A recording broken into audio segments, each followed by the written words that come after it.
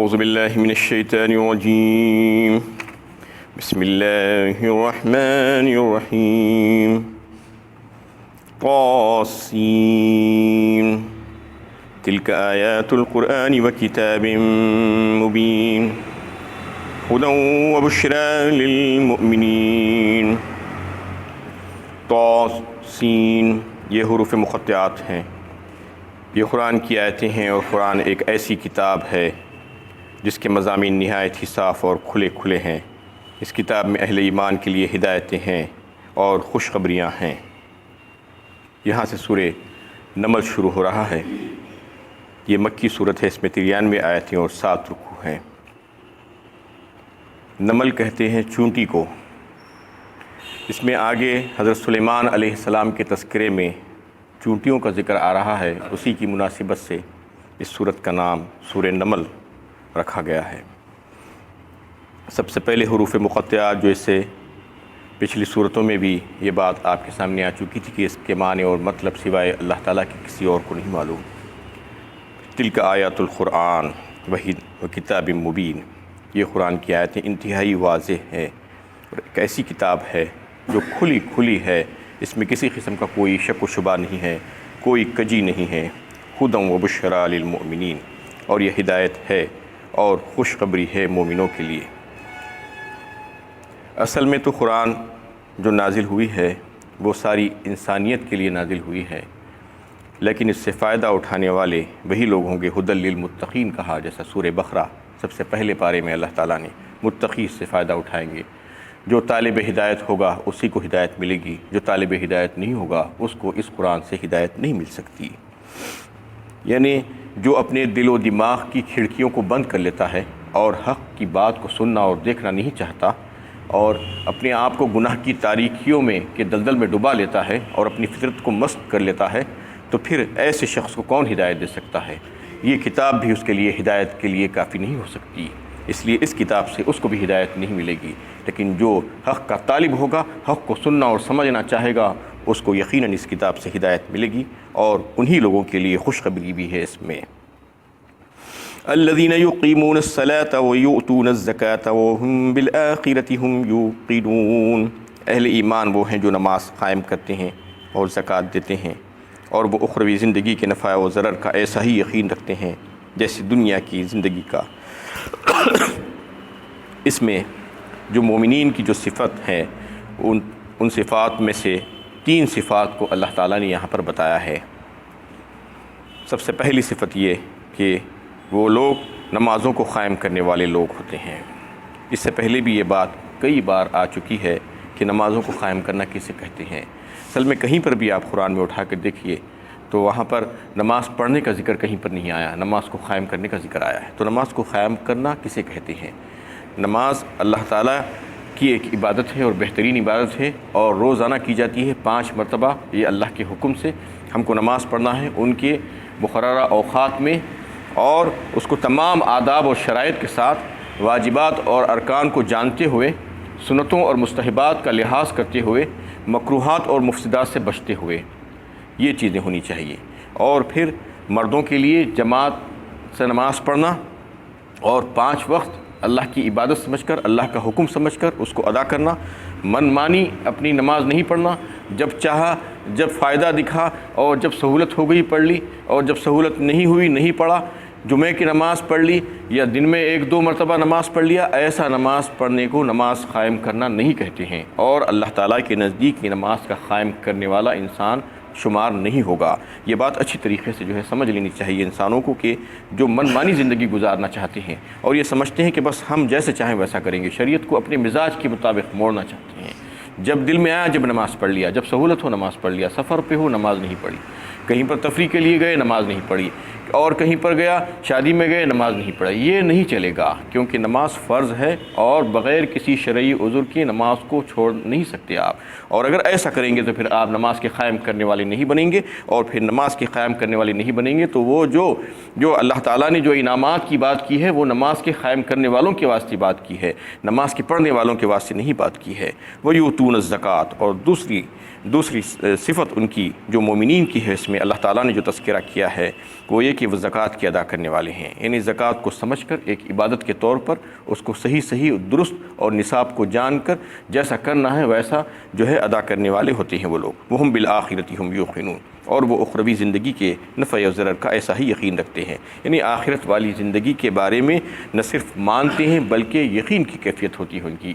اس سے پہلے بھی یہ بات بالکل واضح کی جا چکی ہے اور کئی ایک بار جو ہے یہ بات آئی ہے کہ یہ انقلابی عقیدہ ہے، یعنی آخرت کا عقیدہ، آخرت جو ہے وہ ایمان کا ایک جز ہے اور انقلابی عقیدہ ہے، یعنی جو جتنا یقین رکھے گا آخرت والی زندگی پر اتنا ہی وہ گناہوں سے بچ سکے گا، اس کو اتنا ہی گناہوں سے بچنے کی توفیق ہوگی اور اتنا ہی وہ اچھا اور پاک و صاف ہوتے جائے گا، اتنا ہی اس کی زندگی دنیاوی زندگی بھی اچھی ہوتی جائے گی، اور اسی لحاظ سے اس کے اطراف و اکناف کا ماحول اور اس کے اطراف و اکناف کے لوگوں کے لیے وہ نفع بخش ہو جائے گا۔ یعنی جو اللہ سے ڈرے گا اور یہ سمجھے گا کہ آخرت والی زندگی یقینی ہے اور مجھے ایک روز جانا ہے اللہ کے روبرو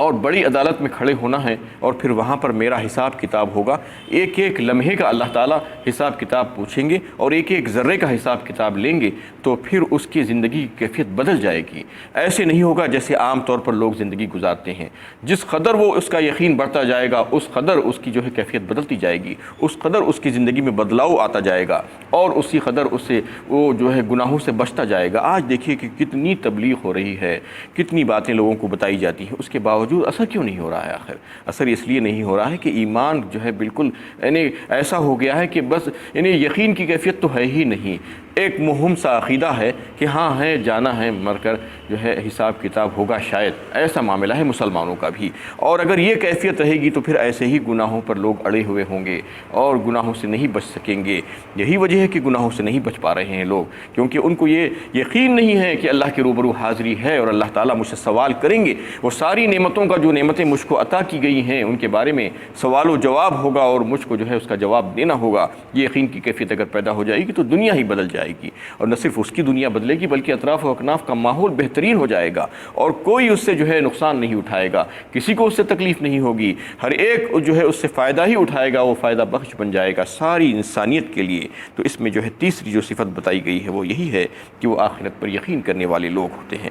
ان الذین لا یؤمنون بالآخرۃ زین لهم اعمالهم فهم یعمہون،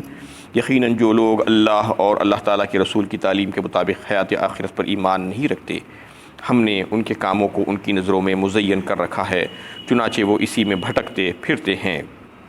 اس میں پھر اللہ تعالیٰ یہ بتا رہے ہیں کہ ایک تو ہوئی وہ بات جو مومنین ہیں، مومنین تو یقین رکھتے ہیں اللہ سے ملنے کے لیے اور آخرت کے وعدے پر ان کا یقین ہوتا ہے اور یقین کی کیفیت کے ساتھ وہ زندگی گزارتے ہیں۔ اس کے برخلاف جو لوگ ایمان نہیں رکھتے اس بات پر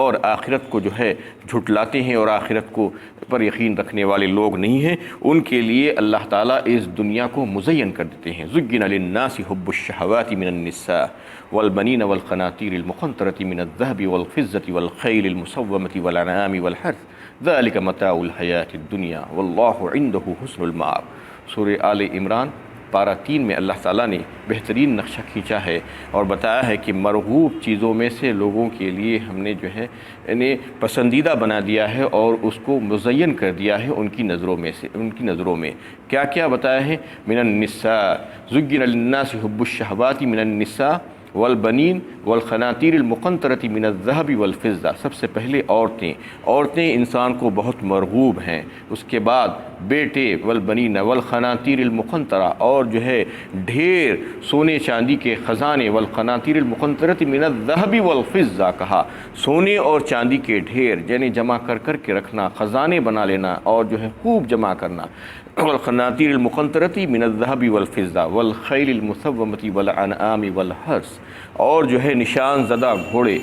اور کھیتیاں۔ نشان زدہ گھوڑے اس زمانے میں ہوتے تھے، آج کچھ اور دوسری صورت ہو سکتی ہے، بہترین گاڑیاں اور بہترین قسم کے ساز و سامان اور سواریاں یہ ہو سکتے ہیں آج کے زمانے میں۔ تو ان تمام چیزوں کا اللہ تعالیٰ نے اس میں تذکرہ کر دیا جو انسان چاہتا ہے جو انسان کو مرغوب ہے، جو انسان مرا جاتا ہے اس کے لیے اور اس کو جمع کرنا چاہتا ہے، اس کی خواہش میں اپنا سب کچھ قربان کر دیتا ہے، اپنی دنیا اور آخرت لٹا دیتا ہے اور اپنی آخرت کو تباہ کر دیتا ہے، ان تمام چیزوں کو اللہ تعالیٰ نے بتا دیا کہ یہ ساری چیزیں ہم نے مرغوب کر کے رکھی ہے، ہم نے مزین کر دی ہے ان تمام مرغوبات کو انسان کے دل میں، اور بہت مزین ہو گیا ہے، بہت اچھا دکھتا ہے اس کو وہ ساری چیزوں کو وہ چھوڑنا نہیں چاہتا، لیکن اللہ تعالیٰ فوراً اسی آیت میں فرما رہے ہیں ذالک متاع الحیات الدنیا، یہ دنیا کی زندگی کا جو ہے ساز و سامان ہے، یعنی دنیا میں استعمال کرنے ہی کی چیزیں ہیں، آخرت میں استعمال کرنے کی چیزیں نہیں ہیں، یہ اچھی طریقے سے جان لو تم لوگ، کیونکہ ایک متاع جسے کہتے ہیں وہ کہ استعمال کرا اور پھینک دیا، جیسا کہ آج ڈسپوزیبلز جو ہے آپ کو ملتے ہیں، چائے کی گلاس لی پی اور پھینک دی، پلیٹ لیا کھانا کھایا اور پھینک دیا، پہلے ایسا نہیں ہوتا تھا۔ آج آپ کو اس کا اندازہ بہت اچھی طریقے سے ہو سکتا ہے کہ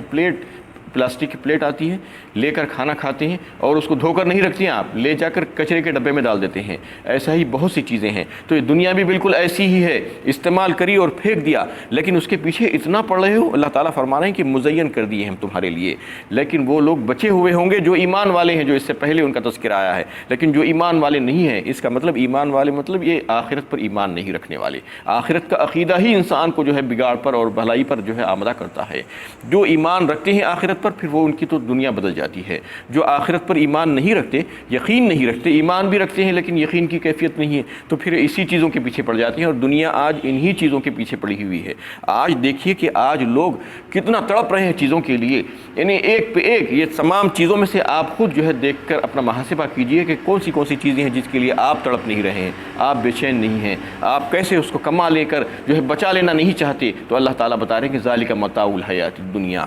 واللہ عنہ حسن المآب، جبکہ اللہ تعالیٰ کے پاس تو جو ہے بہترین ٹھکانہ ہے، یعنی اس سے بہت اچھا ہے، تم جس کے پیچھے پڑے ہوئے ہیں اس کا تو کوئی یعنی معاملہ ہی نہیں ہے، اس سے بے حد اچھا، بے انتہا اچھا، ساری چیزیں اس کے مقابلے میں بہت اچھی اللہ کے پاس ملنے والی ہے تم کو، یعنی صرف یہ ہونا چاہیے کہ تمہیں یقین ہونا چاہیے کہ اللہ کے وعدوں پر اللہ تعالیٰ کے پاس جانا ہے اور ایک دن اللہ کے پاس جا کر جواب دہی کرنی ہے۔ تو اللہ تعالیٰ اس میں ایک اصول بتا دیے ہیں، اللہ تعالیٰ کی مشیت میں تو ساری چیزیں ہوتی ہیں، وہ سب کچھ جانتے ہیں کہ انسان کیا کر رہا ہے کیا نہیں کر رہا ہے، لیکن اس کو آزادی دے دیے ہے، اختیار کی اور ارادے کی آزادی دے دیے ہیں، اور جو انسان جو کام کرنا چاہتا ہے وہی کام پر اس کو لگا دیتے ہیں، جو نیک بننا چاہتا ہے، جو نیکیوں کو کرنا چاہتا ہے اس کو نیکیوں کے راستہ اس کے لیے آسان کر دیتے ہیں، اور جو گناہوں پر چلنا چاہتا ہے، جو بد بن جاتا ہے اس کے لیے گناہوں کے راستے آسان کر دیتے ہیں۔ دنیا میں دیکھیے اب ایسا ہی ہوتا ہے، جو نماز پڑھنا چاہتا ہے اس کے لیے نماز پڑھنا آسان ہو جاتا ہے، جو نماز چھوڑنا چاہتا ہے اس کے لیے نماز چھوڑنا آسان ہو جاتا ہے، اور جو جھوٹ بولنا چاہتا ہے اس کے لیے جھوٹ بولنا اللہ تعالیٰ آسان کر دیتے ہیں، اور جھوٹ پہ جھوٹ بولا جاتا ہے، جو حرام کھانا چاہتا ہے اس کو حرام ہی کھلاتے ہیں، جو حلال کھانا چاہتا ہے اس کو حلال کی طرف لا کر دے دیتے ہیں۔ اس طریقے سے اللہ تعالیٰ اس کے لیے راستے آسان کر دیتے ہیں۔ یہ اللہ تعالیٰ کی جو ہے مشیت ہے اور اللہ تعالیٰ کا نظام ہے کہ اللہ تعالیٰ کسی پر جو ہے زبردستی اور جبر اور کرہ کرنا نہیں چاہتے، بلکہ آسانیاں دے دیتے ہیں، لیکن اس کے ساتھ ساتھ اللہ تعالیٰ نے راستے بتا دیے ہیں کہ یہ تمہارے لیے بہتر ہے، یہ بدتر ہے، یہ اگر تم کرو گے تو میں تم سے راضی ہو جاؤں گا اور پھر تمہیں جو ہے انعامات کی شکل میں جنت دوں گا، اور اگر تم اس کے برخلاف کرو گے تو پھر تمہارے لیے سزائیں مقرر ہے۔ تو اس طریقے سے اللہ تعالیٰ ان تمام لوگوں کے لیے راستے آسان کر دیتے ہیں۔ حدیث میں بھی جو ہے یہ بات آئی ہے، اللہ کے نبی صلی اللہ علیہ وسلم نے فرمایا جو نیکی کرتا ہے اس کے لیے جو ہے اس کا نقد انعام جو ہوتا ہے وہ مزید نیکیوں کی توفیق، اور جو برائی کرتا ہے، جو ایک گناہ کرتا ہے، اس کا نقد وبال اس کے اوپر یہ آتا ہے کہ مزید گناہوں کے دلدل میں وہ پھنسنا جاتا ہے۔ دیکھیے اب ایسا ہی ہوتا ہے، آپ گناہ کیجئے اس کے بعد آپ کے دل سے ڈر نکل جاتا ہے، مزید گناہ کی طرف آپ جو ہے چلے جاتے ہیں، اور اگر کوئی نیکی کرنے لگ جاتا ہے تو اللہ تعالیٰ اس کو مزید توفیق دیتی ہے۔ یہ نقد انعام ہوتا ہے اور نقد وبال ہوتا ہے گناہوں کا۔ تو یہ اللہ تعالیٰ نے اصول بتا دیا، اولئک الذین لہم سوء العذاب، یہ وہ لوگ ہیں جن کے لیے آخرت میں بہت ہی برا عذاب ہے، وہم فی الآخرۃ ہم الاخسرون، اور وہ آخرت میں بہت نقصان اٹھانے والے ہیں۔ وہی لوگ جو آخرت پر یقین نہیں رکھتے، یہی لوگ نقصان اٹھانے والے ہیں۔ وَإِنَّكَ لَتُلَقَّى الْقُرْآنَ مِن لَدُنْ حَكِيمٍ عَلِيمٍ، لوگ مانیں یا نہ مانیں یہ حقیقت اپنی جگہ اٹل ہے کہ یہ قرآن اللہ علیم و حکیم کی طرف سے آپ پر القاء کیا جاتا ہے، جس کی تعلیم نہایت ہی حکیمانہ و عالمانہ ہے۔ تمام پیغمبروں نے اللہ تعالیٰ ہی کے الہ واحد ہونے، معبود و مستعان ہونے کی دعوت دی ہے، جن کی مسائی کا ذکر قرآن کی مختلف صورتوں میں رہتی دنیا تک مخاطبین قرآن کے لیے مشعل راہ ہے۔ وآخر دعوانا ان الحمد للہ رب العالمین۔